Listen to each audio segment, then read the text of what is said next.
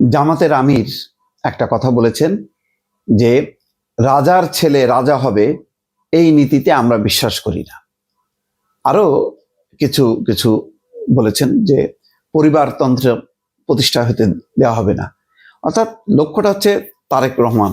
অথচ দেখেন তারেক রহমানের সেই বাসের আদলে তারা বাস ছাড়ছে, যেই কর্মসূচির কথা তারেক রহমান বলতেছেন কাউকে সমালোচনা না করে, তারা এখন ওই দুর্নীতিবাজ চাঁদাবাজ এই সমস্ত বললেও দেখছে যখন এটা আর মাঠে কোনো পাচ্ছে না, তখন কিন্তু তারা বলতেছে যে তারাও এটা করবে ওইটা করবে বলতেছে। তার মানে পুরো ফ্লোটা তারেক রহমান কি কি করতেছে ঠিক তার আদলে তারা সবকিছু কথা বলতেছে, তার আদলে তারা প্রচার অভিযান চালাচ্ছে। আজকে ঢাকা শহরে বাস নিয়ে ওই চলতেছে, চারিদিকে যেভাবে তারেক রহমানের বাসকে ঘিরে তার কর্মীদের উচ্ছ্বাস আনন্দ, সেরকম একটা ফ্লেভার দেওয়ার চেষ্টা করতেছে। যাই হোক, এটা করুক, অসুবিধা নেই। কিন্তু এই যে কথাটা তারেক রহমানকে বলা হচ্ছে যে রাজার ছেলে রাজা হবে, এই নীতিতে আমরা বিশ্বাস করি না, তার উত্তরে টাইম ম্যাগাজিনে তারেক রহমান একটা সাক্ষাৎকার দিয়েছেন। সেখানে তিনি বলছেন, বংশ পরিচয়ে নয়, দলের জনসমর্থনই আমাকে ফিরিয়ে এনেছে। আসলে তো তাই। এটা কি মিথ্যা? তারেক রহমানের বিকল্পকে বিএনপির একেবারে জন্মলগ্ন থেকে এইভাবেই যে জিয়াউর রহমান, খালেদা জিয়া, তারেক রহমান এইভাবেই আগাইছে। যেমন আওয়ামী লীগের শেখ মুজিবুর রহমান, তার কন্যা শেখ হাসিনা এইভাবেই আগাইছে। রাজার ছেলে রাজা হইতে পারবে না কেন যদি রাজার মতন গুণ থাকে? জিয়াউর রহমান এবং বেগম খালেদা জিয়ার পুত্র তারেক রহমান কেন দলের প্রধান হইতে পারবে না, কেন চেয়ারম্যান হইতে পারবে না? এমন কোনো কি লেখা আছে নাকি যে হওয়া যাবে না? সে এখানে কি কিছুই নাই? ওই যে আজমি যে নির্বাচন করতেছেন, উনি কার সন্তান? গোলাম আজমের সন্তান। দেলোয়ার হোসেন সাঈদীর পুত্র, তারা কি রাজনীতি করতেছে না, নির্বাচন করতেছে না? এখন হ্যাঁ, শফিকুর রহমানের ছেলে বা সন্তান জানি না আছেন কিনা, তারা করছে না। যদি করে, অপরাধটা কোথায়? যদি তারা তাদের যোগ্যতা দেখাতে পারে। এখন এক একটা দলের এক এক রকম ক্রাইটেরিয়া।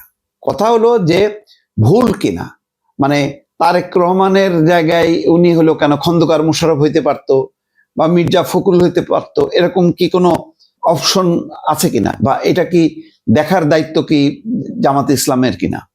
এটা তো ওই দলই বুঝবে যে তার নেতা কে হবে। কিন্তু এগুলি বলা হচ্ছে কেন জানেন? পাবলিকলি একজনকে হেয় করে দেয়া, এটা খারাপ হিসেবে প্রতিপন্ন করা, এটাও এক ধরনের সম্মানহানির মতন বিষয়। অন্য কোনো যে কোনো দেশে যদি এই কথার আলোকে যদি মানহানির মামলা করতো, তাহলে কিন্তু শফিকুর রহমান বিপদে পড়তো। যাক, তিনি তার উত্তর দিয়েছেন, যে বলেছেন যে পারিবারিক উত্তরাধিকারের কারণে নয়, বরং দলীয় নেতা কর্মীদের অকুণ্ঠ সমর্থনের কারণেই তিনি আজ বাংলাদেশে। গত 18 মাস আগে ছাত্র জনতার গণঅভ্যুত্থানে শেখ হাসিনার পতনের পর আগামী 12ই ফেব্রুয়ারি সাধারণ নির্বাচন অনুষ্ঠিত হতে যাচ্ছে। টাইম ম্যাগাজিনের মতে এই নির্বাচনে তারেক রহমানই এখন এগিয়ে। সাক্ষাৎকারে তারেক রহমান বলেছেন, আমি আমার বাবা মায়ের ছেলে বলে এখানে আসিনি, আমার দলের সমর্থকরাই আজ আমাকে এখানে এনেছে। 25শে ডিসেম্বর ঢাকা ফেরার পর লাখো মানুষের ভালোবাসা এবং সম্বর্ধনা সিক্ত হওয়ার বিষয়টি উল্লেখ করে তিনি বলেন, বাংলাদেশের রাজনৈতিক বিভাজন দূর করার জন্য তিনি সঠিক ব্যক্তি। তিনি বলছেন যে 1 দশক করে বেশি সময় স্থানীয় গণমাধ্যমে তার বক্তব্য প্রচারের উপর নিষেধাজ্ঞা ছিল। বর্তমানে তিনি নিজেকে দেশের রাজনৈতিক অভিজাত এবং তরুণ বিপ্লবীদের আকাঙ্ক্ষার মধ্যে এক সেতু বন্ধন হিসেবে তুলে ধরেছেন।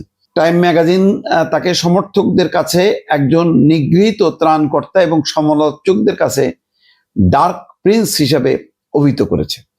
যাই হোক, কথা হলো যে তারেক রহমান কোথা থেকে আসছে, সেটা কি মুখ্য, নাকি তারেক রহমান যে তার যে রাজনৈতিক যে চিন্তাধারা, এই যে আই হ্যাভ এ প্ল্যান বলছেন, তার মধ্যে কি কি করবেন, সেই কর্মসূচিগুলি নিয়ে সমালোচনা হতে পারে।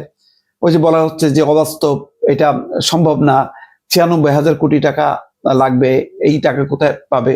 তো সেটা নিয়ে আলোচনা, পরিকল্পনা নিয়ে হইতে পারে যে তাদের যে সোশ্যাল সিকিউরিটি কার্ড জামাতের আর তাদের ফ্যামিলি কার্ড, কৃষক কার্ড, এগুলি তুলনামূলক একটা আলোচনা হইলে এটা স্বাস্থ্যসম্মত হইতো।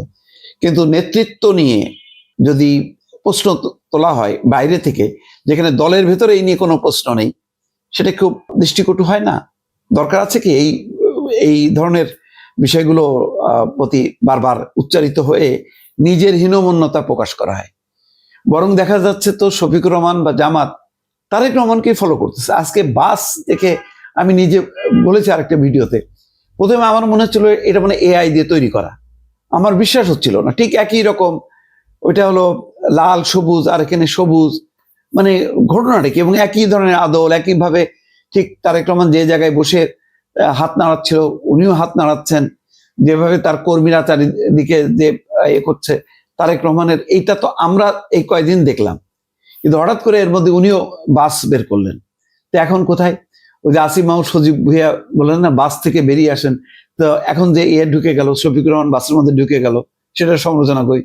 তো এইগুলি উনি উত্তরাধিকার কিনা, রাজার ছেলে মানে রাজার ছেলে রাজা হবে কিনা, এইগুলো হচ্ছে বড় কথা। হলো যে আপনি কম্পিটিশনে আসেন, আপনি আপনার কর্মসূচি দেন, মানুষের কাছে যান, উনিও দিক, যারটা ভালো হবে সে মানুষ সেটা অ্যাকসেপ্ট করবে।